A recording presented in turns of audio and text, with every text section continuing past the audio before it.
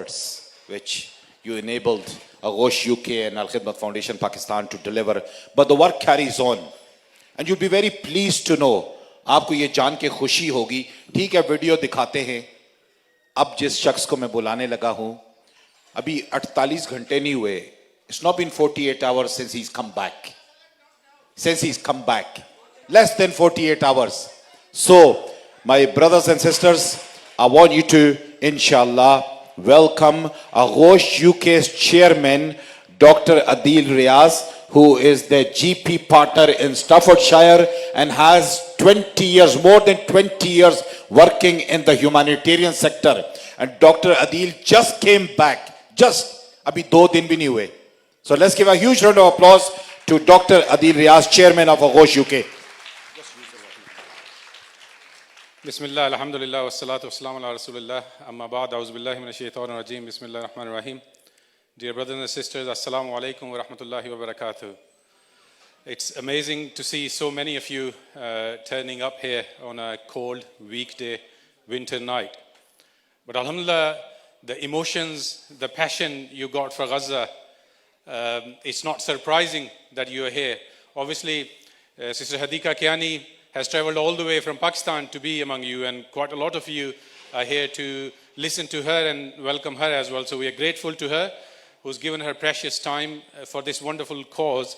And we know that how passionate she has been since this Gaza genocide has started, but now Allah has enabled us to travel here and raise vital funds for orphans and families of healthcare workers. And I say Allah has enabled her because the reason she is here and the reason all of you are here is only because of the will of Allah subhanahu wa ta'ala. I've been working with Gaza for the last 2.5 years since this genocide started. And the more I interact with people of Gaza, I realize that they are the chosen people. I actually met with a doctor from Gaza the other day, and she was slightly biased. Obviously, she's from Gaza. But what she said stuck with me, and she said that the only true Islam at the moment is in Gaza. And actually, she had evidence to prove that. And probably the only free people at the moment are in Palestine. So us who are coming here and us who are spending our time and wealth to support people of Gaza, actually it's an honor and privilege for us that Allah has enabled us to come here. So we are grateful to Allah subhanahu wa ta'ala who gave us this opportunity so that we could serve the people of Gaza. So I've recently returned from Egypt, so I just wanted to clarify what Brother Habib mentioned, that obviously I was not fortunate enough to go to Gaza. I was in Egypt, where alhamdulillah we've got an office. We've got a team in Jordan and we've got a team in Egypt. Our office in Egypt is led by Palestinians, and alhamdulillah I had honor to stay in touch with them for a while, but after 2 years I got opportunity to go and see our projects in Egypt. And before I talk to you about Gaza, I would just briefly tell you what's happening in Egypt. It's only actually 5.5 hour flight from Manchester, so close to us, and I regret why I didn't do that before. Because actually I was able to meet people in Egypt who look like people of Jannah.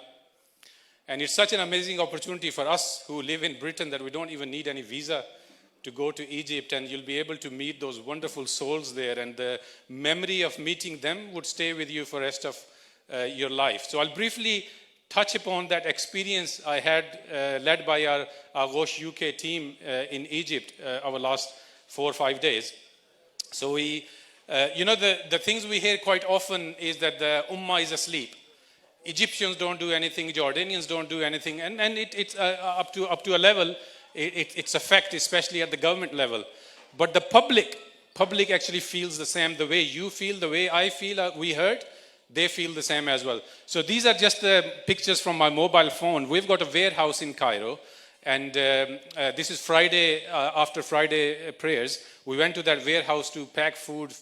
We sent regular trucks to Gaza, and that was the night where we were sending 3 trucks worth of food and tents. And you can see all these brothers and sisters there, volunteers, mainly Egyptians, working with utmost passion to pack food parcels for their brothers and sisters and children in Gaza. And the amazing thing was there that most of them were actually women and young girls and children. And it was quite inspiring. Those of us who live here in the UK, sometimes we miss that community feel of living in a Muslim country. And for me, it was quite important to see how this is how their holidays were passed. And I actually asked them how often you do it, and they said every Friday. We've been doing that for last 2 years. So this was the Ummah in action there. And they were packing foods for Aghosh UK and Al Khidmat Foundation. We don't pay them anything. They just volunteer, just for the love of the people of Gaza. They were there. Then I had the opportunity to meet orphan children. Aghosh, like you know, those of you who speak Urdu, most of you do, is the lap of the mother, Aghosh, and we do orphan support. And alhamdulillah, we are supporting more than 1,000 orphans in Gaza at the moment. With your support, we want to do more. But in Egypt, we've support 100 orphan children. These are the orphans who actually have moved to Egypt during the genocide. So these are the children who got orphaned because of this genocide. So what an honor and privilege to meet them. So we arranged a gathering in a farmhouse, and we gathered those children, and there was bouncing castle and all the other things and food for them, and they were having fun. While I was passing and meeting them, I saw a young child, a 5-year-old, sitting in a lap of a woman who looked slightly older, not like the mother of a child. But I, as a courtesy, stopped there and asked, so are you the mother of the child? And the translator said, no, she's the grandmother. The whole family has gone. They have been martyred. No mother, no father, no siblings. This is the only child left, and the grandmother is the only guardian, and they had an opportunity to leave. And now they are under sponsorship thanks to your support you do. And those, no, this is not the right picture. So those orphan children, you can see the trauma on their faces. I mean, these are the things which words can't explain. Allah give you opportunity sometimes to go and visit them. You'll be able to see. And I felt the same feeling when I saw that orphan, but suddenly his facial expressions changed. He got up from the grandmother's lap. The reason he was sitting there was probably the post-traumatic disorder these children have been going through. He ran up because the candy floss stall has opened. And this 5-year-old grabbed the candy floss and he started eating, and there was a smile on his face. And I can't explain his words, though. You can't put value or money to that smile. And that smile was brought in with a little candy floss ball through your generous donations. And this is how these little pennies or pounds or things we pay make a huge difference to the life of orphans. Then we went to another project, which was also a quite unique project, to a center to provide a psychosocial support to widows and orphan children in a place in Cairo called Al Nasser district. And we had 4 rooms there, and 2 rooms the mothers were sitting, and other 2 rooms their young kids from newborn to 8-year-old were being looked after. And I went to the room where some mothers were sitting having a cup of tea and biscuit, and this is how they were happy. And there was a psychotherapist there, and they were just talking and they were ventilating their emotions, and you can only imagine how much emotions those widows, those mothers had. And one of them stood up, because I asked questions, bad habit, but probably I go there to interact with them, not just to take pictures. And I asked them how their experience is, and one of the women who was quite vocal, she stood up and started talking in Arabic, and our sister who was there translated. And she said something which was actually news for me as well, and I did not know. And she said that us women have been ignored.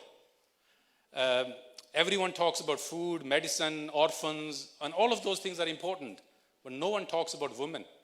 And actually, it suddenly hit me as well that we've been working on different projects in Gaza for the last 2.5 years. We haven't even thought once about those mothers, those widows. They are the one holding whatever is left together, what type of support we are giving. And she was so grateful that you are offering us this opportunity 2 days in a month to come here and sit and talk. Just this sitting and talking helps us so much.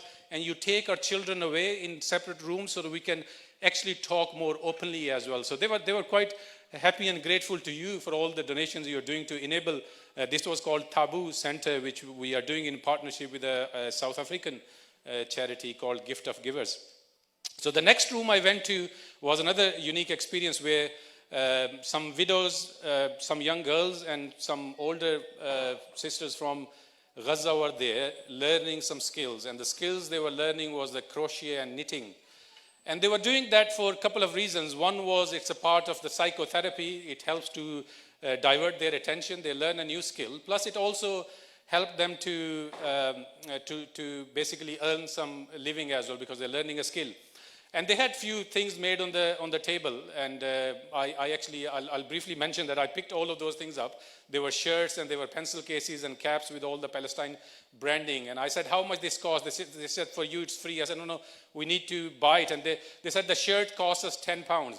And I said, what if I get you £100 for it, or we get you 10 times the price?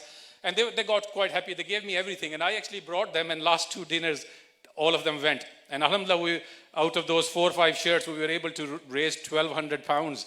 And I've already spoken to the team in Egypt, and tomorrow they'll transfer that, they'll change that into Egyptian pounds, and around about 50,000 Egyptian pounds will be giving to those women who are knitting for this. Just for the dinners we did in Peterborough and Birmingham our last 2 days. So sorry I couldn't bring anything for you, but the relationship we want to develop with those women is that we want to develop their website, their social media pages, and then distribute them to you, so you can directly purchase the things from them, so that they can have some honor and dignity as well. And then I was able to, the next project I'll briefly mention, but something that really, really affected me and probably would affect me for the rest of my life. Alhamdulillah, Aghosh UK and our partners, Al Khidmat Foundation, we've got 4 buildings in Gaza, in Cairo. Actually, about 60 miles outside Cairo, a very city with a strange name called 10th of Ramadan. Egypt has got strange name cities. This city is a big city. The city's name is 10th of Ramadan. So we've got 4 buildings there, so about 45 apartments. And 2 of those apartments have got only orphan children and their mothers. And other 2 apartments have got families. So I was honored and privileged to visit the 2 apartments, 2 buildings where the orphan children are staying. And initially when I went to Egypt, the reason we went besides these projects was to plan our budget for next 1 year, because last year we spent £3.5 million in Egypt only, and now the team is struggling. And I was of the opinion that, look, there are Egyptians here and they'll support them. Why not to focus money towards Gaza more than these 3 millions we can send there? But once I went to these apartments, my opinion totally changed. Alhamdulillah, it's such a great service our team is providing there. So the apartments we went to were the apartments where orphans were living with their mothers. And each building would have quite nice, well-furnished apartments. And the thing that was very, very difficult to deal was the stories which all of them have got. And I say the word stories, for us probably sometimes it feels like stories, but for them it's the experience, living experience they've been going through.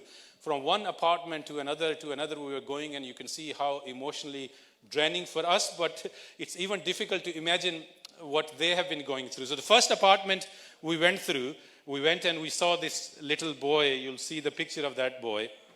His name is Ahmed. And he was smiling. He actually came outside on the road to welcome us. So Ahmed is 10 years old. He was 8 years old, living in a 3-story building when it was bombarded, and he got buried under the rubble. And the reason I got to know, because they don't go and start advertising, oh, I was buried under rubble. He had got some nasty scars on the side of his face and other parts of his body. And he got buried under the rubble, but buried not just for 1 hour or 2 hours. He was buried for 3 days. Can you imagine an 8-year-old buried under the rubble for 3 days? It's even difficult for me to even contemplate that. How he was eating or sleeping or what trauma he was going through, only Allah knows. But alhamdulillah, he survived. His father and some of his siblings didn't. So he was living in this apartment which we are providing them through your generous donations, with his mother and 2 of his siblings. But the smile he made for the camera and the way he was active, you could see that this is a therapy for him, what he's going through. And when we go and meet with them, and that also helps them to go through this. And whenever I go to any of these apartments, I ask them, is there any message you would like me to give to the audience when I go back? And all of them actually said the same thing: do not forget us. They don't ask for anything else. They say, do not forget us. But the other apartment I went, there was another demand which the sister did. She actually, and you know, these Palestinians, they are not like, I say that quite often, and it's the fact that they're the chosen people. They are very well educated, very cultured, dignified, and alhamdulillah, the best people you could spend the time with. One of the apartments I went, and there was a sister there with again lost her husband in this genocide. And she gave us this, this keyring. I mean, we are the ones who were taking the gift, but it was surprising that they were giving us gifts. So she gave us this. And I asked her, why are you giving this? And she said, it's got some azkar, and I want you to read these azkar. Why? For our shuhada. So they are living in Egypt now, but obviously they're still thinking about their husbands, their children they have lost. And they said, read this for our shuhada. And I was thinking, we are the ones who need the favor of their shuhada, but she's asking us to do the prayers for their shuhada, which was quite amazing. Then I went to the next apartment where we see this little beautiful boy who's almost 3 years old now. His name is Hamoud. I tried to get his attention, but like other children, he was playing on iPad. There were some videos going on, and he was more focused on there, like all of our children. So Hamoud was actually 3 weeks old when his house was bombarded. There were multiple tons of heavy bombs. 2 of them came back to back, landed on his house. His sister was only 2 meters away, who was shredded in pieces. And him, who was only 3 weeks, was in the aghosh of his mother, in the lap of his mother, and they got wrapped in a carpet, and somehow Allah saved them. So he was there with his older sister and the mother. Rest of the family are shaheed.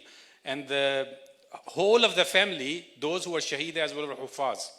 Actually, the older sister, who was 12 years old, is already a hafiz al-Quran, and she recited some verses of Surah Baqarah to us. And even when we went, the Quran was playing in the house. This is their love for the Quran. I can go on and on about the stories. Each apartment had their own. May Allah enable you sometimes.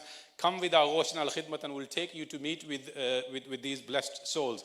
Then I went to another apartment where we met with this girl. She's 16 now, and her name is Ruwa. So although it was a big apartment, but Ruwa and she was living with another woman who was actually her khala, her aunt. And both of them are only living there. And Ruwa actually suffers from diabetes. And she has 7 sisters and a mother. Father has been killed. But the 7 sisters and the mother, they are in Gaza. Ruwa was living there as well in a tent. But then because she was unable to get insulin, she had a condition some of you might have heard, we call it diabetic ketoacidosis, which is a life-threatening condition even in UK as well. Sometimes we struggle to save life. But Allah saved her, but in an emergency, at that time the border was open. She was lucky enough, and she was able to move to Gaza. And our team found her and her khala, her aunt, in a hospital in Cairo. And they didn't have any place to live, and alhamdulillah, we offered them the accommodation. Ruwa actually has already done hifz of the 3 juz of Quran as well. Khala is the PhD scholar, and she's doing a second PhD. And I asked Ruwa stupidly, I asked this question, do you want to go back to Gaza? And she couldn't answer because the tears started flowing. And I could only imagine you have 7 sisters and you haven't seen them for the last 18 months. And they are living in those difficult conditions. And she was so keen for the border to open so that she could rush back to Gaza. She didn't care that whether we are living in the tent. She wants to be with her mother and her sisters. So may Allah bless them. These are the beautiful souls. But one thing which I actually forgot to mention, you know, when we were in those skill centers, the 2 of the rooms had children in them, and the children were orphans, most of them. And they were going through the art therapy, so treating the trauma they've been going through art, and they were doing these drawings and stuff. And I sat with them and started talking to them, these beautiful kids there. And I asked them the same question, that is there any message you would like me to take with me to the children of the UK? And they didn't say much, but one of the girls, she had an A4 sheet, and all of them started putting their fingerprints on there, which was quite a shocking and surprising expression of love. They said, take our fingerprints to your children in UK and give them that this is us. We are like you. They didn't say much, but I started thinking, why they are giving me their fingerprints? I mean, it's very strange expression to give your fingerprints to someone. Then someone mentioned that, you know, in Gaza, at night times, the mothers used to put a name band on the children's wrists so that in the morning, if they are shaheed at night, at least through the body pieces, they'll be able to recognize. We have a group picture actually of all the children who put their fingerprints in here. So these are these beautiful kids with the fingerprints. And the other thing which I realized that, you know, sometimes children are a bit hesitant if a stranger goes and pick them up. You see, I'm picking that little girl up, but these children will just come to your arms quite easily. And a mother there mentioned that they are missing fatherly love. So if someone goes and picks them up, actually they feel happy because there isn't a father in their life. May Allah have mercy on them. So I can't put a value on this picture, but this is amazing signal of love from these children. The reason I mentioned that is because whatever donation, whatever effort you give and the trust you put on Aghosh UK, the practical implementation happens fairly quickly. And alhamdulillah, one of the best things we'll try to do through our charities that our turnaround time is so quick. I remember a masjid in London, Waltham Forest Islamic Center. When they started working with us, they gave us money, £17,000 to do a food project. They gave us the money on Monday. On Wednesday in Gaza, we had a project with their banners and their logo on. And alhamdulillah, so far they've given us more than £100,000. And through the turnaround is quite good. But I'll briefly talk about Gaza. That's why we are here. And alhamdulillah, most of the donations you give us are happening in Gaza. So we have a team of volunteers in Gaza, but we've got paid staff in Gaza as well. We've got 9 employed staff in Gaza, and they've been through a lot. And it's one of the girls you have seen in lots of our videos. Her name is Diba. And when I went to Egypt, they told me that her father has been killed during this so-called ceasefire. So for me, it was a shock because we only had the video with Diba distributing food with a smile on her face only last week. But her father has died only recently, and she's just out and helping the fellow people in Gaza. Amazing team. We are distributing, alhamdulillah, 1,000 food packs, hot foods every single day. At the start of the genocide, there was a crowded place, and now, alhamdulillah, our team goes from tent to tent to distribute hot food, water. So we've got 3 main categories of the projects we are doing in Gaza. One is the daily consumables, which is food, water, medicine. Alhamdulillah, we've been doing that since the start of the genocide. But then we have infrastructure projects. We have got this the fiberglass, the Deir al-Bala Hope Camp we have built. And then we have refurbished one clinic, which is phase 4 primary care clinic, which treats 10,000 patients every day in North Gaza. And then Shohdai Khan Yunus Clinic, alhamdulillah, we were able to raise funds for that in last Ramadan. But as soon as the work started, the occupation army came. And inshallah, as soon as the army leaves, we'll finish that clinic as well and start working there. But the projects we are more proud of and focusing is human capacity building. And for charities, actually, it's very difficult projects to do because we don't have much to show to our donors. If we build a masjid, we build a hospital, we build a water well, we can show it to you. But how can I show when we train a doctor? How can I show when we look after an orphans? But what we realize that if we want to save Gaza, we want to save Palestine, we have to protect the people of Gaza. We have to protect the people of Palestine. And the best way to do that is to invest in the human capacity. And alhamdulillah, there are lots of human capacity related projects we have done over the last 2-3 years. You've seen the videos about we actually took the most doctors. I was in a conference in London where they were showing actually quite a few high dignitaries from various ambassadors were sitting there, and they were showing bar charts, the most medical students outside Gaza where they went. And UK took 2. The highest number was in Pakistan, 300. It doesn't happen often where as Pakistanis we feel proud. But there were 300 medical students in Pakistan, and all of them were hosted by Al Khidmat Foundation there. The next number was South Africa, where there were 25 students. So alhamdulillah, we've been doing that. But there are 2 projects we are bringing to you. And both of them are extremely important. And one of them is orphan support. Orphans of Gaza are not like any orphans. They've become orphans because their parents have been killed because they want to stay in that land. The land which is important, not just important, but holy for us. This is the land where Prophet of Allah was taken to the heaven. And not just Prophet of Allah. This is the only place on earth which has the direct connection to the Jannah. This is the only place on earth where 3 living people have gone to Jannah. There's no place on earth. No, Makkah, Medina have their own value. But there's nothing on earth where 3 living people have been taken to Jannah. And you know who those 3 living people are. Idris alayhi salam, Isa alayhi salam, and our own beloved Prophet Muhammad sallallahu alayhi wa sallam. So these are the people who are shaheed because they're protecting Al-Aqsa. They are there in that blessed land. So these are the orphans of those people. So they are not like any other orphans. But looking after an orphan, I can go on and on about the virtues of looking after orphans. I don't have to tell you, you people, alhamdulillah, do that. But as a reminder, our Prophet ﷺ himself was an orphan. But the love he had for an orphan, there are so many hadiths and verses of Quran about this. But I would mention two. Our Prophet ﷺ, we all live here in UK and we have lots of good things, but there are lots of worries and stresses as well. And as a doctor, there's hardly a day I don't see someone. Actually, I would say hardly a clinic where I don't see someone coming with anger management issue and depression. And someone came to the Prophet ﷺ and asked, "O Prophet of Allah, I suffer from anger management issue. What should I do?" And look at the treatment which Prophet ﷺ advised him. He said, "Go and put your hand on the head of an orphan. Go and take an orphan under your sponsorship. That's the treatment of your anger management." So the blessing an orphan children bring into your life, you can't even put a value to that. Whatever you get on a day of judgment is different, but what you get in this world, inshallah, you'll see the reward.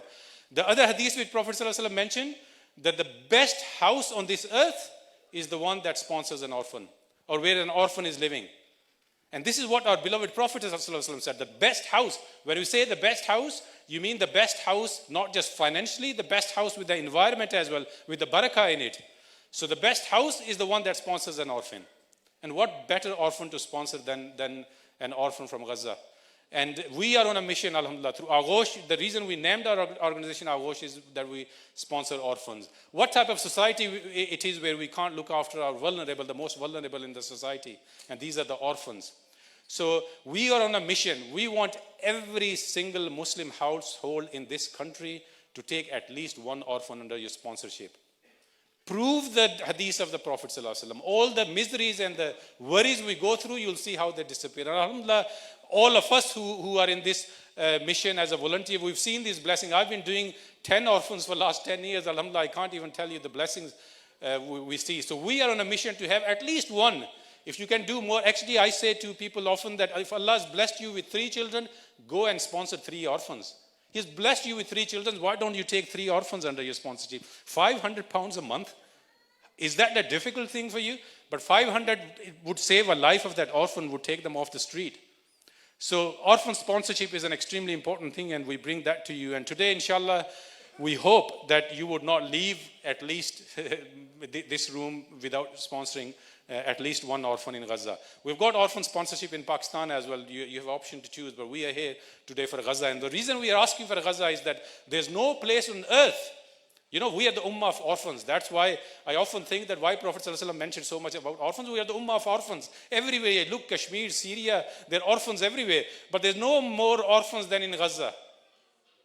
30,000 were there even before the genocide started. Now it's anyone's guess. Some say the numbers doubled, some say it's tripled. So we want you to sponsor the orphans of Gaza, and do not forget them in your du'as as well, and obviously whatever you could do for them.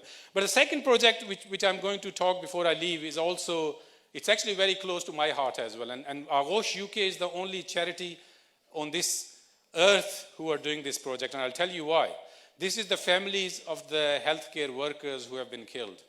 Doctors, nurses, paramedics, hospital staff, ambulance staff working in healthcare sector in Gaza. More than 1,560, and someone was telling me the other day, number has crossed 1,600 now, have been killed. They've been killed because they've been protecting the life of other people, saving the life of the human. They've been killed. Looking after their children. Why we got involved into this? Me and Brother Abid, our CEO, we were having a meeting with Dr. Yusuf Abu Rish, who's a very famous health manager in Gaza. We were having a meeting with him and about various projects, and at the end he mentioned, "Dr. Riaz, there's another thing I want to talk to you about." I said, "Yeah, go, Dr. Yusuf, go ahead." He said, we had various doctors here, some very senior consultants. Some of them were trained in Jordan, Egypt, did their postgraduate qualifications. Actually, some of them went to UK, did their postgraduate qualifications in UK, and they came back to serve their own people, and they've been killed. And actually, some of them actually had target killing. And you have seen this, I don't want to repeat. The head of the departments, as soon as they reach home, they'll wait for him to come home so they could kill him with his family.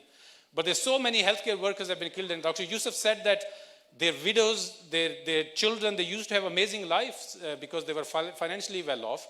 And since this has started, they're really struggling.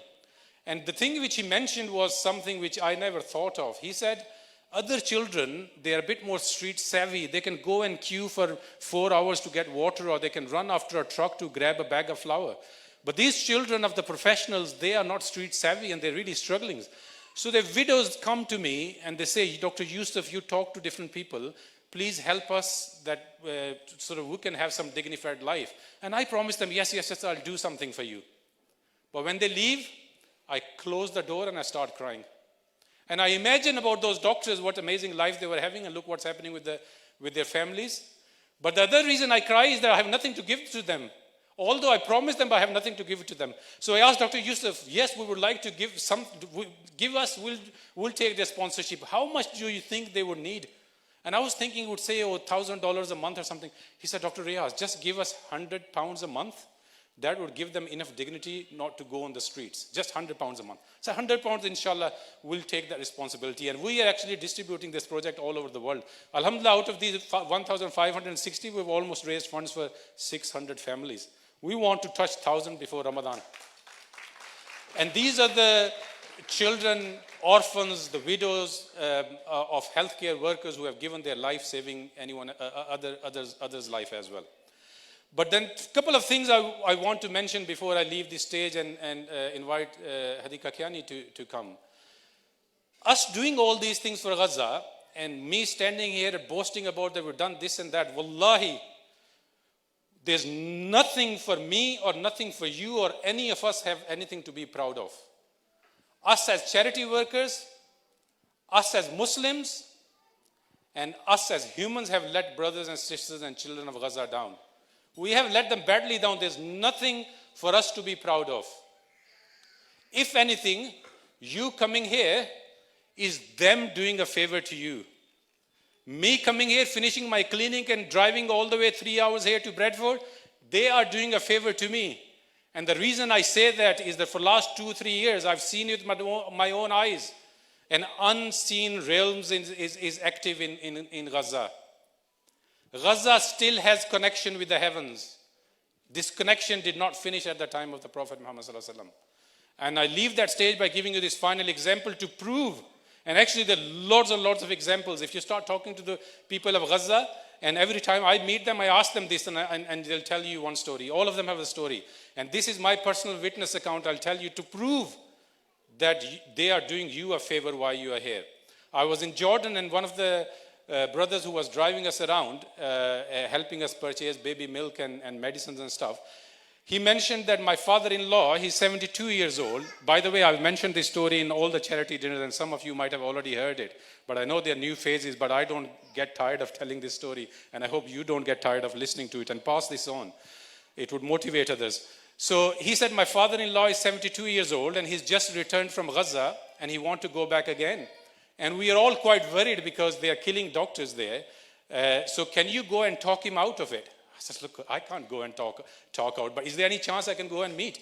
So he kindly agreed, and we went to his house and listened to all the wonderful things he was telling us about Gaza. And at the end, I asked him, Doctor, you've been there a few times now. Alhamdulillah, you've done most than many of us. But you want to go back again. Why? I mean, your family is quite worried. Why don't you stay here, spend time with your grandchildren, and let other people do? And he's gone quiet. And I could see his eyes getting wet. He said, Dr. Riaz, let me tell you something. One day I was working in an operation theater, and they have multiple bombardments every day. And there was a day I was operating on, and someone came with both of legs were damaged, and we had to do bilateral amputation. So I amputated both of his legs. Gaza has got the highest number of amputations on earth.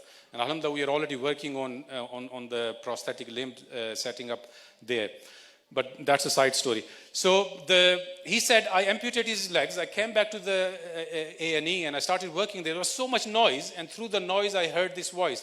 Is there someone with the name of Muhammad Jamjoom here? And this person was going on and on and on. He said, I initially ignored. And then he mentioned something happened to his legs. And then I suddenly realized he's talking about my patient. I went to him. I said, do you know Muhammad Jamjoom? He said, no, I don't. So why do you want to meet him? He was so much insisting that I want to meet him that I suddenly got worried that he's got some hidden score to settle. So I asked a few other doctors to come, and we went to Muhammad Jamjoom's bedside. But that time he had regained his consciousness. And we asked Muhammad Jamjoom, do you know this person? He said, I don't.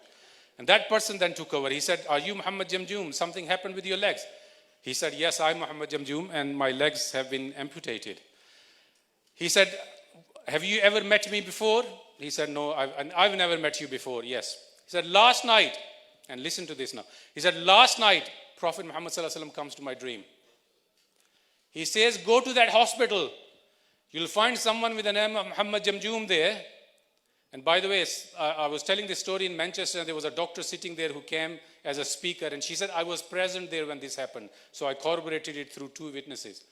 He said, "Last night, Prophet Muhammad Sallallahu Alaihi Wasallam comes to my dream, and he says, go to that hospital where someone with the name of Muhammad Jamjoom is there.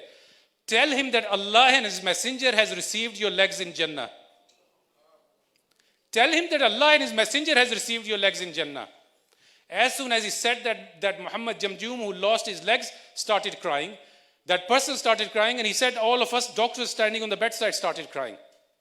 This is the love they've got for Allah and His Messenger. Do you think we are doing any favors to them? They are doing favors to us. And while I was listening to this story, obviously I had tears in my eyes as well, and I didn't dare ask him why you want to go back to Gaza. Inshallah, all of us want to go back to Gaza. But I was thinking, Muhammad Jamjoom has sent his 2 legs. What am I sending? And then another thought comes to my mind. That Allah and His Messenger who welcomed 2 legs to Jannah, how would they welcome that Shaheed who has given their life for that land to Jannah? You can only imagine. But that's your connection. That Shaheed who's welcomed in Jannah by Allah and His Messenger, would that Shaheed forget you if you look after their leftovers and their orphans? So do not underestimate the effort you do. Do not underestimate you coming here and looking after the orphans of those blessed souls. This is their favor to us. What's happening in Gaza is defining our times.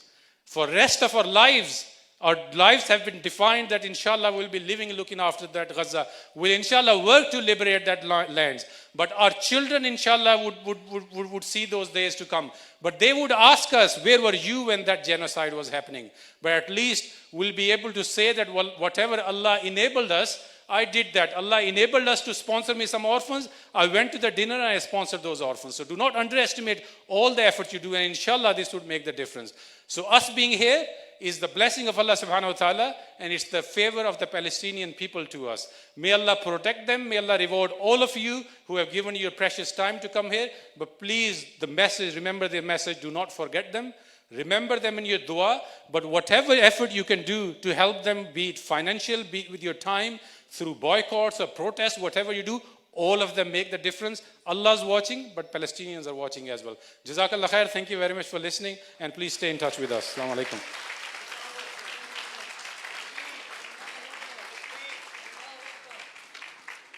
वाह, जमजून है, जमजून game कर गया. I see some of you, आंसू आपकी आंखों से टपक रहे. I was watching you. Let me tell you something. ये जो आंसू गिरते हैं ना, because you have something in here for Allah, for Prophet Muhammad sallallahu alaihi wasallam, and for Palestine. So I congratulate all of you. Congratulations to all of you, because you felt the pain. My dear brothers and sisters, imagine this. Jamjoon ki टांगे तो पहुंच गई. We have an opportunity today. Wallahi, we have an opportunity today to do something similar. And I will come back to you that in very shortly. Now, earthquake 2005 earthquake, the devastating in Kashmir. Moving on to 2010, Pakistan floods. Then moving on to 2022, Pakistan floods, 33 million were affected. Then now recently to Pakistan floods. Jis person ko main bhi bulane laga hu has worked in all of these disasters through her own efforts. New York City is probably the most important city दुनिया में. And in the New York City, the focal point, which is very important, is Times Square. और ये जिनको मैं बुला रहा हूं, इनकी तस्वीर वहां लगाई गई थी. Why? क्यों? अपने तो तारीफ करते ही रहते हैं. Can you imagine when the others, so-called others, appreciate? This lady belongs to a category of 100 most powerful, influential women in the world, according to BBC. ये एजाज जाता है हदीका कियानी को. मैंने म्यूजिक की बात नहीं करनी. Numerous national and international awards winners हैं, लेकिन the reason Hadiqa has taken time out to come and join us on a 6 city tour, और 2 दिन पहले दिन को भी फंक्शन, शाम को भी function, and she is not tired, is purely because of the love for Palestinians and for Gaza, for Al Quds, the blessed land. Bradford और बाकी शहरों के मेरे बहन भाइयों, let's give a huge round of applause, a huge round of applause to the one and only pride of Pakistan and Tamgha Imtiaz winner inshallah. And while before I ask Adhika to come, I want you to watch a short video as well, just to give you a taster of the amazing work Adhika has been doing.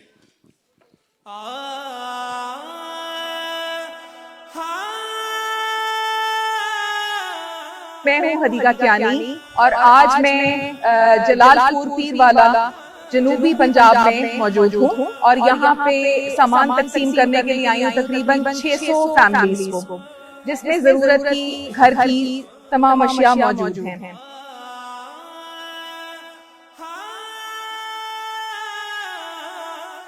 इस वक्त शुजाबाद में हूँ मैं और यहाँ पे हम relief distribution कर रहे हैं. आज तकरीबन 300 फैमिलीज को आज हम लोगों ने फ्लड रिलीफ का सामान जो है वो डिस्ट्रीब्यूट किया है.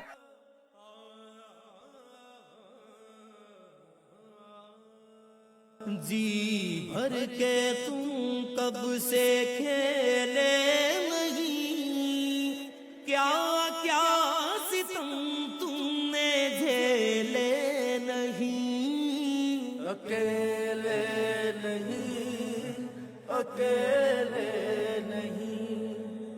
बड़ी बड़ी बिल्डिंगें, खूबसूरत इमारतें, आरामदाह बिस्तरे छोड़कर और पुरसकून की जिंदगी बसर करने वाली हदीका कियानी बलूचिस्तान के सबसे पसमानदा इलाका और आसास इलाके में आकर कैसा महसूस करें और ये ख्याल कैसे आया? मैं जब पुरसकून अपने घर में सो रही होती हूँ तो मैं सोते हुए भी कई दफा जाग जाती हूँ, ये सोच सोच के कि यहाँ के हालात क्या हैं, यहाँ पे लोग जो हैं वो किस हालात के अंदर है. तो मेरी रातों की नींदें हराम हुई भी थी, तो मैंने थोड़ा सा ये कदम उठाया और अल्लाह ताला ने मेरे से उठाया ये कदम. पर नहीं है राएगा दिल से जो निकली सदा, जिनका कोई भी नहीं उनका भी है खुदा.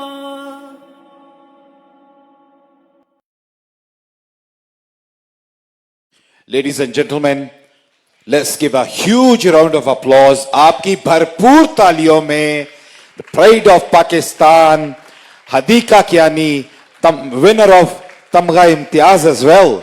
Over to yourself.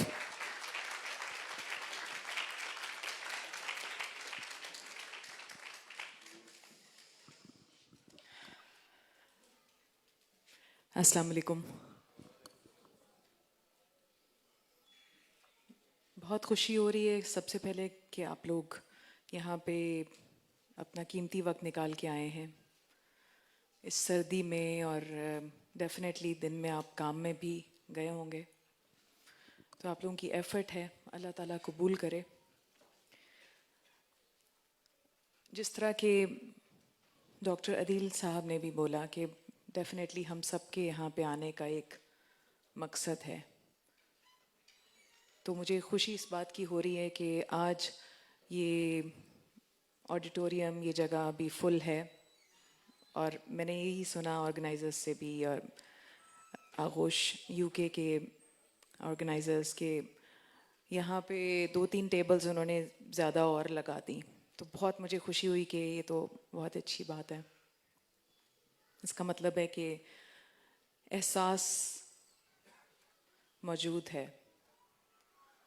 ہم لوگ بے حس نہیں ہیں. اسپیشلی پاکستانی قوم تو بالکل ایسے نہیں ہیں. بہت ریزیلینٹ ہیں, بہت گیونگ اینڈ پہ رہتے ہیں ہم لوگ. چھوٹا سا انٹروڈکشن کرواؤں گی اپنا. سوشل ورک کا میرا جو ایک جرنی کا سٹارٹ ہوا وہ دیٹ سٹارٹیڈ ان 2005. ویسے تو بچپن سے میں دیکھ رہی تھی اپنی والدہ کو, وہ پرنسپل تھیں, ایجوکیشن فیلڈ میں تھیں اور ہمیشہ ہی سوشل ورکس میں بہت زیادہ ایکٹیو رہتی تھیں. Mother and child home Muzaffar آباد کے اندر انہوں نے والنٹیئر کیا تقریباً 1 سال, تو ہم لوگ مظفر آباد میں بھی رہے 1 سال. وہاں سے میں نے دیکھا ان کو اور ان کے ایموشنس کو کہ کس طریقے, ظاہر ہے بچوں پہ ہم بہت امپیکٹ ہوتا ہے پیرنٹس کا. وہ دیکھتے ہیں, ان کے رول ماڈلز ہوتے ہیں پیرنٹس, جیسے جیسے وہ کر رہے ہوتے ہیں consciously and unconsciously they follow you. تو وہ چیز میرے لیے بہت ایک اس کا ایک مارک تھا, ایک امپیکٹ تھا. اس کے بعد میوزک تو میری زندگی میں کیانی فیملی میں تو میوزک نہیں تھا. میں نے میوزک کیا کیونکہ میرے والد صاحب کی ڈیتھ ہو گئی تھی جب میں 3 سال کی تھی. گکھڑ فیملی سے ہم لوگ, کہوٹا میرا گاؤں ہے. تو میری والدہ چونکہ پرنسپل تھیں تو ان کو ایجوکیشن کا ذرا ہوتا تھا, اور وہ کہتی تھیں کہ بچے سائیکلوجیکل پریشرز میں نہ آئیں, کیونکہ چھوٹے بچوں کو ہوتا ہے ایک کمپلیکس کہ فادر نہیں ہے, فادر کی ڈیتھ ہو گئی ہے. تو کہیں نہ کہیں بچوں کو کسی ایکسٹرا کریکولر ایکٹیویٹیز میں ڈالتے ہیں تاکہ بچے جو ہیں وہ ان کے نفسیاتی پرابلم کے شکار نہ ہوں. میں, میری بہن, میرا بھائی. تو ہم لوگوں کو PNCA Pakistan national council of the arts join کروا دی انہوں نے. وہاں پہ سمجھیں کہ میوزک کا سٹارٹ ہو گیا. اسکول میں بھی ریپرزینٹ کرتی تھی میں میوزک کے ہر ڈپارٹمنٹ کو. تو جہاں تک بات میں بچپن کی کر رہی ہوں وہ اس کو میں ایک ریلیونس میں لے کے آ رہی ہوں ریٹروسپیکٹو مینر میں, کہ بچے بہت حساس ہوتے ہیں, بہت ایموشنل ہوتے ہیں, کیونکہ آج ہم اسی مقصد کے لیے یہاں پہ آئے ہوئے ہیں. تو مجھے پتہ ہے کہ والد کا نہ ہونا کسی بھی بچے کی زندگی میں کیا کمی چھوڑتا ہے. میری والدہ نے سنگل ہینڈڈلی ہمیں پالا, الحمدللہ. شکر شکر شکر کہ ان کی ایجوکیشن تھی, وہ ایک اچھی فیملی سے تھیں, تو انہوں نے سپورٹ کر دیا ہم تینوں بچوں کو. لیکن جو اس وقت غزہ کے اندر وہ بچے ہیں جن بچوں کی ہم بات کر رہے ہیں, وہ 44,000 سے زیادہ بچے ہیں, اور ان کے ماں اور باپ دونوں نہیں ہیں. So how ironic that can be. تو ہم سوچ نہیں سکتے. یہ بہت بہت بہت تکلیف دہ بات ہے کہ جس میں ہم یہاں پہ بیٹھ کے الحمدللہ کہ ہمیں اللہ تعالیٰ نے چانس دے دیا اس نیکی کے اندر سٹیپ ان کرنے کا. خیر, میوزک میں آئی. پہلی چیز میری والدہ نے مجھے یہ کہی کہ تم بہت یعنی کہ جنونی ہو اپنے کام کے اندر, پیشنیٹ ہو, اور اللہ تعالیٰ نے تمہیں ٹھیک ہے راستہ دکھا دیا ہے, ایجوکیشن پوری کرنی ہے. تو شکر الحمدللہ, گریجویشن کنیٹ سے کی, ماسٹرز ان سائیکالوجی جو ہے وہ گورنمنٹ کالج لاہور سے کی, so I am an old Ravian. تو یہ چیز کا ایک پکا انہوں نے ایک پریسیڈنٹ سیٹ کیا تھا کہ اپنی پڑھائی کو تم نے جو ہے وہ کمپرومائز نہیں کرنا. اور دوسری چیز یہ کہ اگر اللہ تعالیٰ عزت دیتا ہے, نام دیتا ہے, تو stay rooted and do your best for the humanity. Do as much as possible for the humanity. Allah تعالیٰ میری والدہ کے درجات بلند کرے. بہت تکلیف سے گزری وہ 17 سال. یہ آزمائشیں ہوتی ہیں جو اچھی روحوں کے اوپر آتی ہیں. تو وہ پیرالائز تھیں اور اللہ تعالیٰ نے مجھے چوز کیا ان کی کفالت کرنے کا, ان کی ٹیک کیئر کرنے کا, تو وہ سمجھیں کہ ہمارے رولز چینج ہو گئے. 2005 کے اندر زلزلہ آیا. 2005 کے اکتوبر میں زلزلہ آیا, اور میں اور میری والدہ اس وقت حیات تھیں, اور ہم عیدی فاؤنڈیشن کے ساتھ والنٹیرلی کام کر رہے تھے. تو بلقیس عیدی آنٹی جو ہیں, وہ ان کے ساتھ میرا بہت زیادہ پیار تھا, بہت پیار کرتی تھیں مجھے.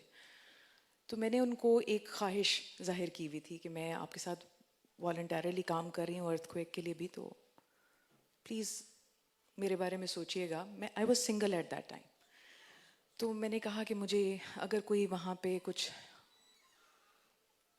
چلیں میں آپ کو بتاتی ہوں کہ 2005 میں اللہ تعالیٰ نے مجھے میرے بیٹے سے نوازا, 2005 کے زلزلے سے, جو بالا کوٹ اور کشمیر میں آیا.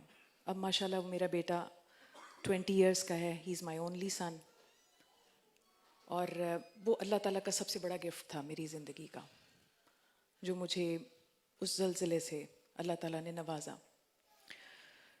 اس کے بعد آیا 2010 کا فلڈز KPK میں. میاں عیسیٰ, بانڈا شیخ اسماعیل اور بانڈا ملا خان جیسے علاقے بالکل پانی, مطلب پانی میں وہ ڈوب گئے تھے, گھر ڈوب گئے, بہت ساری عورتیں بیوہ ہو گئیں, بہت سارے بچے یتیم ہو گئے. اور آپ کو پتہ ہی ہے کہ KPK کے اندر بہت برا یہ فلڈز آئے تھے. میں نے ریلیف ورک سٹارٹ کیا, اور بہت زیادہ ریلیف ورک کرنے کے بعد, چونکہ وہاں پہ پاکستان آرمی جو ہے وہ آن گراؤنڈ موجود ہوتی ہے, تو وہاں پہ انہوں نے کہا کہ اب بہت زیادہ آہدی کا آپ نے ریلیف ورک کر دیا ہے, ان کے پاس انف کھانے پینے کی چیزیں ہیں, ری ہیپ کی چیزیں بھی آ گئی ہیں, یعنی کہ کپڑے جوتے ان کے پاس, سردیوں کی چیزیں. اب ان کے لیے سب سے مین مسئلہ ہے ان کے گھر بنانا. تو ہم آپ کو آئیڈینٹیفائی کر کے دیتے ہیں, کیا آپ 10 گھر 20 گھر بنا سکتی ہیں؟ میں نے کہا جی بالکل, میں 50 گھر بناؤں گی. میں نے مطلب دل کے اندر ایک تھاٹ آئی کہ کروں گی. اور میں نے کیا کرنا ہے, اس رب کی ذات نے میرے سے کروانا ہے. ہم تو کچھ بھی نہیں کر سکتے, ہم تو یہاں ویسے بیٹھے ہوئے ہیں. اللہ کا شکر ہے کہ بہت پریویلیجڈ ہیں, بہت سوچتے ہیں, بڑا زندگی میں بڑے مار سکتے ہیں. ہم کچھ نہیں کر سکتے جب تک اس کی ذات جو ہے وہ ہمارے ساتھ کھڑی نہ ہو. تو اللہ کا شکر ہے, میں نے کہا میں 50 گھر بناؤں گی. چلیں پھر میں نے اپنے آس پاس اپنے حلقہ احباب میں کہنا شروع کیا کہ پلیز آپ لوگوں نے ریلیف ورک میں بڑا ہیلپ کیا ہے, تو اب مجھے جو ہے نا ان کے چھتیں, اور یہ ہے ایک سسٹینیبل فیکٹر جس کے اندر ان کے پاس چھت آ جائے گی تو ان کے پاس ایک سیکیورٹی آ جائے گی, وہ پروٹیکٹڈ ہو جائیں گے.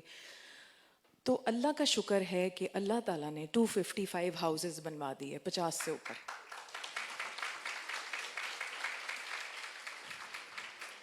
مجھے نہیں پتا کہ کس طرح بنے, اس نے بنوا دیے.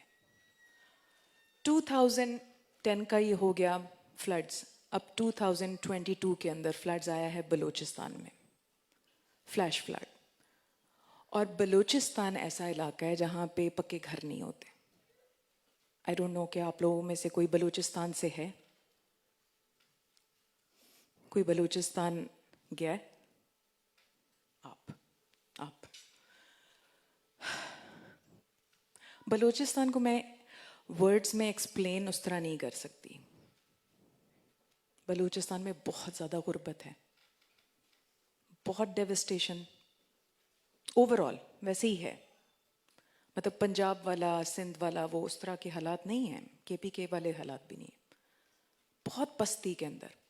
اور جب مٹی کے گھر بھی گر جائیں, لوگوں کے پاس چپلیں نہیں ہیں, پینے کا صاف پانی نہیں ہے, چھوٹے بچے. میں نے اپنی آنکھوں سے, چونکہ میں بارہا دفعہ وہاں ریلیف ورک کر رہی تھی, تو میں اپنی آنکھوں سے دیکھتی تھی کہ انسان کے بچے جو ہیں وہ مویشیوں والے پانی کے اندر سے پانی پی رہے ہیں, بکٹس بھر بھر کے گھر لے کے آ رہے ہیں اپنے, اور بڑے بڑے ڈرمز کے اندر ڈال رہے ہیں, اور اس میں کچرا جو ہے وہ جب نیچے جاتا ہے پھر وہ اوپر سے پانی پیتے ہیں. پیٹ کی بیماری, آنکھوں کی بیماری, بہت زیادہ ڈیوسٹیشن. تو میں اس پین کو فیل کر سکتی ہوں کہ غزہ کے اندر تو خیر مطلب آئی کی ناٹ ایون کانٹمپلیٹ کہ غزہ میں کیا ہو رہا ہوگا.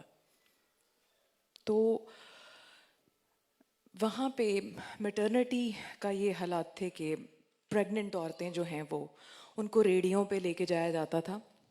اور بہت ساری سٹوریز میں نے چونکہ سنی, مجھے بہت شوق ہے کہ ایمپتھائز کروں. ایم ایس سی سائیکالوجی کی بھی ہے تو ہر جگہ دل چاہتا ہے کہ بیٹھ کے سٹوری سنوں, لوگوں سے پوچھوں کہ کیا ہو رہا ہے, آپ لوگ کیسے جی رہے ہیں, کس طرح. تو وہاں پہ پریگننٹ عورتیں جو ہیں وہ رستے کے اندر ہی مر جاتی کیونکہ میٹرنٹی سینٹرز ہی نہیں ہیں, کوئی کلینک ہی نہیں ہے, کوئی دوائی ہی نہیں ہے, کوئی اسکول ہی نہیں ہے, مساجد نہیں ہے. جب گھر ہی نہیں ہے تو یہ کمیونٹی سروسز ہوتی ہیں جہاں پہ ہم مسجد بناتے ہیں اور سارے لوگ کچھ نہ کچھ مل کے پولن کرتے ہیں اور ہم ماسک بناتے ہیں, کوئی گروسری سٹور بناتے ہیں, اسکول بناتے ہیں. کمیونٹی سروس کا تو کوئی کانسیپٹ ہی نہیں ہے وہاں پہ. تو میں نے ارادہ کیا, بس وہ ارادہ یہ تھا کہ اس وقت میری والدہ ڈیتھ بیڈ پہ تھی. 2022 کے اندر ہی میری والدہ کی ڈیتھ ہوئی تھی اور اس وقت میں ریلیف ورک کر رہی تھی جس وقت ان کا جنازہ بھی اٹھ رہا تھا. تو اس وقت ٹرین میں بوگیز کے اندر بہت سارا سامان جانا تھا. میں نے ان کو اس حالت میں ڈیتھ بیڈ کے اوپر بتایا تھا کہ اماں مجھے خواب میں آیا ہے کہ ایک کیمپین تم نے چلانی ہے, اس کا نام ہوگا وسیلہ راہ. تو مجھے یہی لگا کہ جیسے یہ نام ہے اور یہ نام ایسا ہے کہ جس میں ہم سب وسیلے ہیں. We are all the sources of Allah, جو ریچ آؤٹ کرتے ہیں, ہیلپ آؤٹ کرتے ہیں لوگوں کی.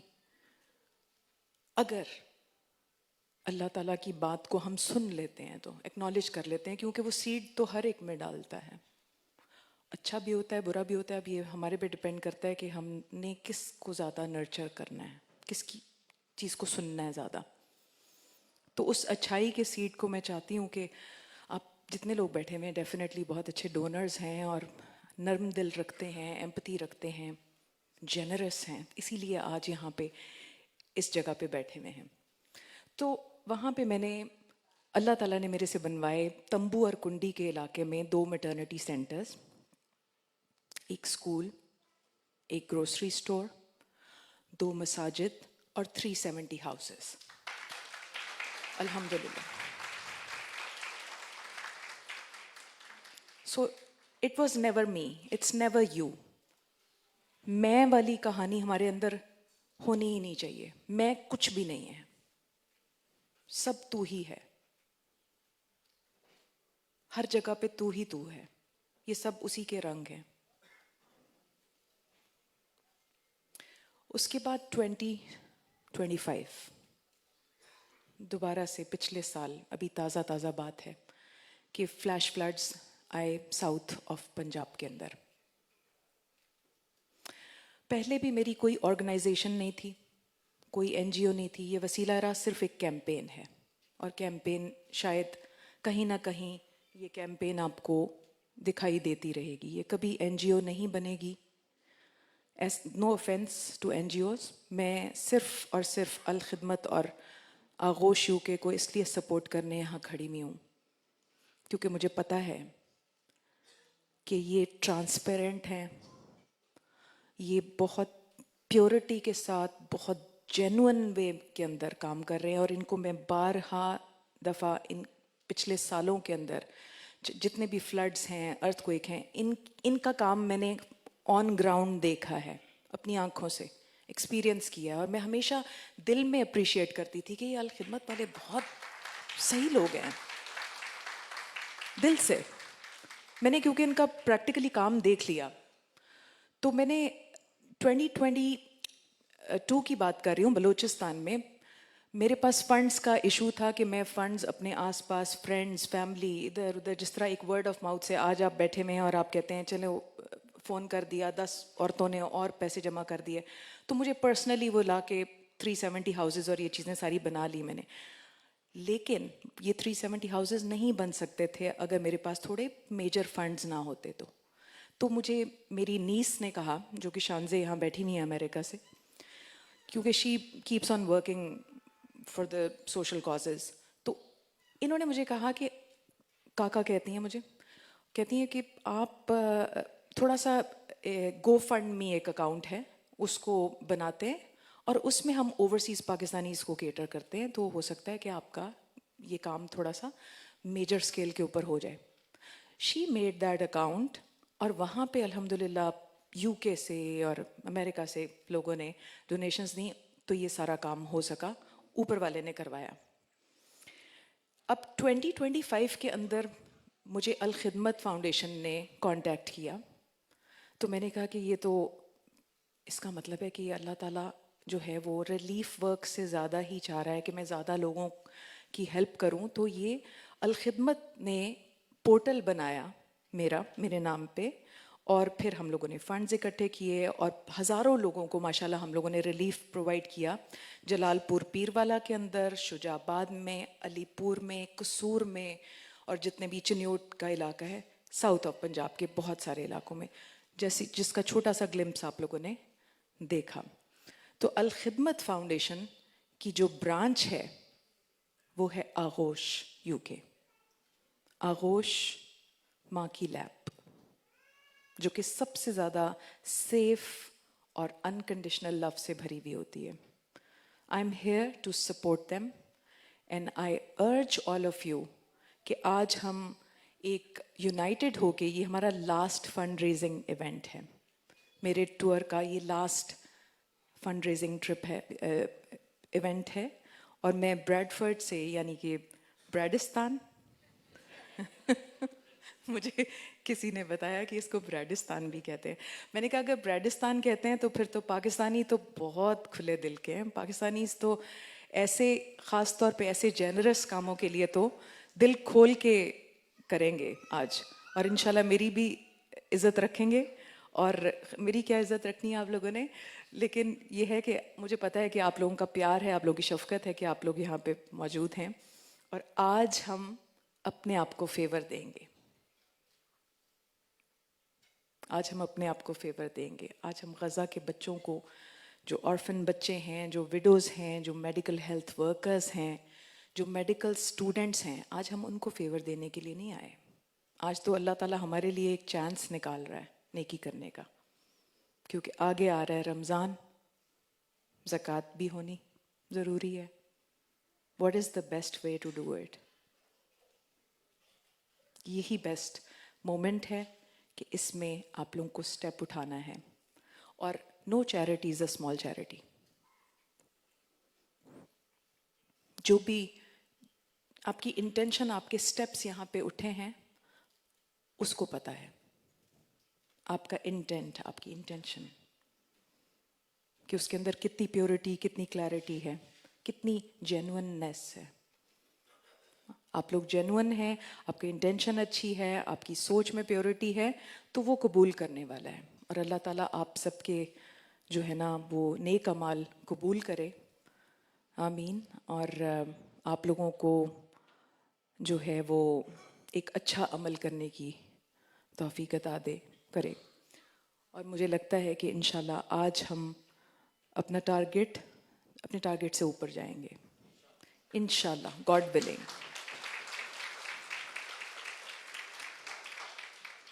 اور کہتے ہیں نا کہ 1000 miles journey begins with a single step. تو چھوٹے چھوٹے سٹیپ, بیبی سٹیپس اٹھا کے ہم کوشش کریں گے کہ ہم غزہ کے بچوں کو, ان معصوم پھولوں کو ہم آج بتائیں کہ they are not alone. We will never forget them. We are here for them. ہم سارے آج یونائٹڈ ہو کے کلیکٹیولی اس چیز کو ہینڈل کریں گے انشاءاللہ, اور بہت اچھے انداز میں کریں گے. So all the best. Thank you.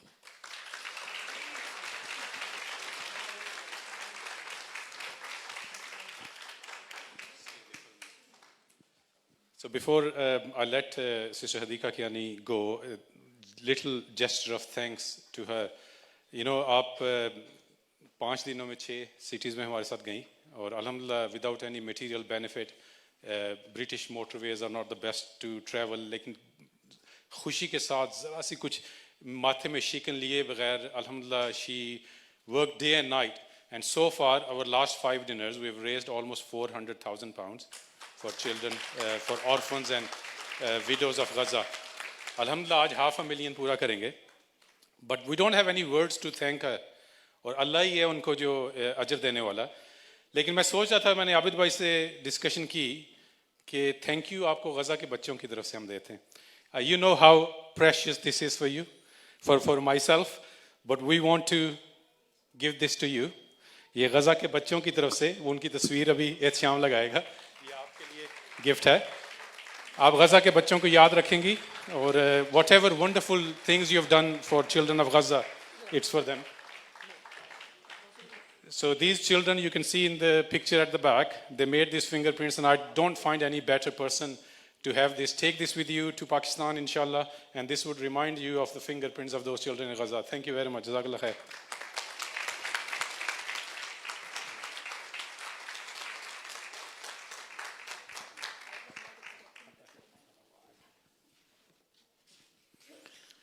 ذرا نم ہو تو یہ مٹی بڑی زرخیز ہے ساکی. بڑا فخر کرتا ہوں میں